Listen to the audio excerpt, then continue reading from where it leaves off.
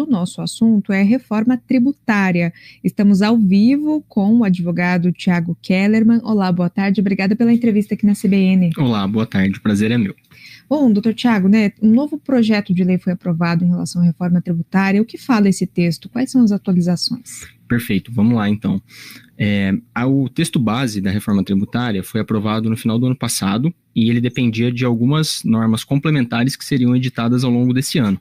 Essas duas normas complementares já passaram pela discussão na Câmara dos Deputados e o PL que foi aprovado na semana passada, é justamente esse 108, ele traz algumas disposições específicas em relação ao ITCMD, que é o imposto no caso de doação, ou quando você vem a falecer e deixa o patrimônio no caso de herança, e também algumas disposições sobre o ITBI, que incide no caso de compra e venda de imóveis ali entre pessoas vivas. Uhum. E em relação ao ITCMD, o que mudou?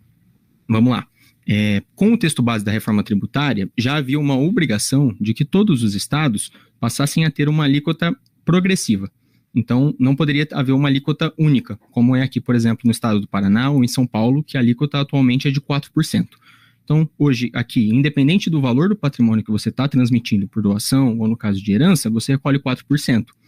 O texto do projeto de lei que foi aprovado no ano passado estabelece que essa alíquota tinha que ser progressiva. Então, quanto maior o patrimônio, maior a alíquota, podendo chegar até um máximo de 8%, que é o limite que existe hoje em razão de uma resolução do Senado Federal. Agora, esse projeto de lei ele já estabelece que, além dessa alíquota ser progressiva, obrigatoriamente os estados vão ter que estabelecer que os mais ricos vão pagar 8%. Então, os estados agora precisam necessariamente estabelecer uma progressividade que chegue até o teto de 8%. Além de algumas outras obrigações que foram estabelecidas ali, que visam, basicamente pelo fisco, evitar mecanismos de planejamento patrimonial que buscavam ali ter uma redução no recolhimento do ITCMD.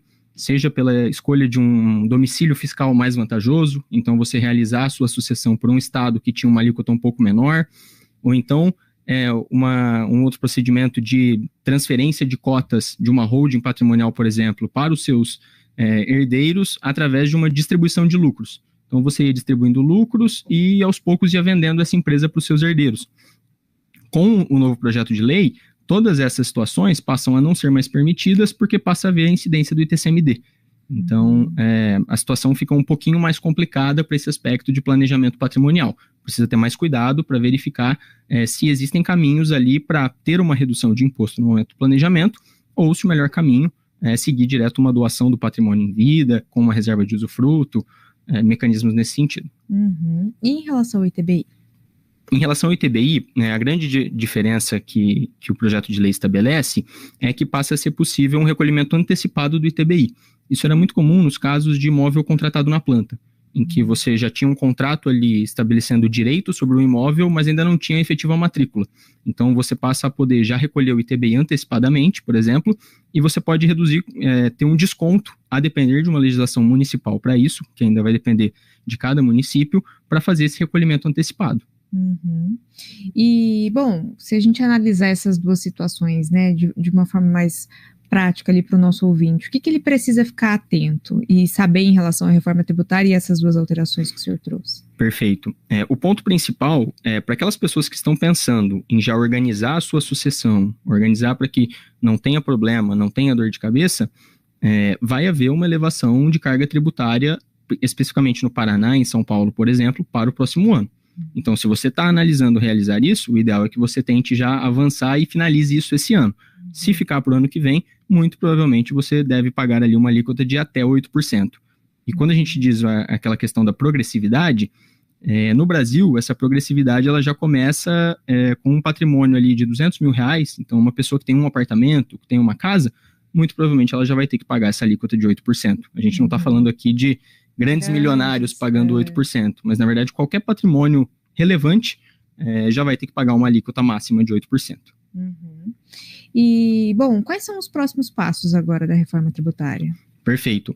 Os dois projetos de lei agora estão no Senado, passando por discussão, então esse projeto de lei ainda não é a versão final, mas ele já passou pela Câmara dos Deputados. Agora, aguardando as discussões no Senado, sendo aprovado, em caso de não haver nenhuma alteração no texto, ele já segue para a sanção presidencial.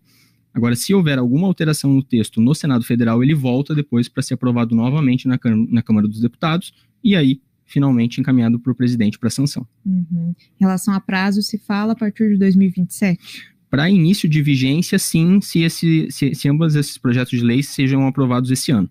Se essa discussão se prolongar e a sanção acontecer só no ano que vem, aí vai haver uma definição em relação à data de início sobre a vigência da lei. E o que mais em relação à reforma tributária a gente pode falar? O que mais que as pessoas precisam ficar atentas, né? Quem vai mais ser impactado com a reforma? Olha, a reforma traz toda uma reformulação em relação ao método de incidência dos impostos, principalmente sobre o consumo. Então, a grande novidade foi o desenvolvimento de um imposto sobre valor agregado, que é o IVA, pautado no IBS e no CBS. Esse imposto segue o padrão de países desenvolvidos, que tentam evitar a cumulatividade, mas ele é um imposto que ainda tem bastante discussão em relação a qual vai ser a alíquota efetiva que cada segmento vai ter que arcar. Então, há ainda um lobby muito grande lá no Senado agora, para definir qual vai ser a alíquota final. Cada um das atividades de prestador de serviço, de indústria, de locação, por exemplo, vai ter que pagar. Acredita-se que venha a haver uma pequena elevação na carga tributária em razão dessa implantação. Então, existe sempre uma promessa de simplificação, o que de fato vai acontecer, mas, por tudo que a gente tem acompanhado, vai haver também uma elevação na carga tributária. Tá certo, doutor Tiago. Mais alguma informação, orientação que você acha importante sobre esse assunto, alertar o nosso ouvinte, orientação? Pessoal, acho que principalmente em relação a planejamento, né? A reforma tributária ela vai trazer um impacto muito relevante para todos, desde do consumidor até os empresários. Então, entender exatamente como a reforma vai impactar o seu negócio, como ela vai mudar a forma com que você vai ter que declarar a renda, reconhecer receita, e também para todas as pessoas deixar o patrimônio para os seus herdeiros e filhos é muito importante. Às vezes, se atentar para isso nesse momento pode gerar uma economia relevante aí de pelo menos 50%. Olha só, e a gente fala que 2027 parece longe, mas não é, né? Não é, exatamente. 2027 é quando a gente começa a pensar exclusivamente nos impostos ali do consumo. Agora, quando a gente está pensando em planejamento patrimonial e sucessório, a gente já tem que pensar em 2025. Então, janeiro de 2025, se você ainda não fez o seu planejamento, você muito provavelmente vai pagar aqui no Paraná o dobro, pelo menos. O prazo é mais apertado ainda. Exato. Tá certo, doutor Tiago. Muito obrigada pela entrevista aqui na CBN. Uma ótima tarde. Eu que agradeço. Nós conversamos com o advogado Tiago Kellerman, falamos sobre a reforma tributária.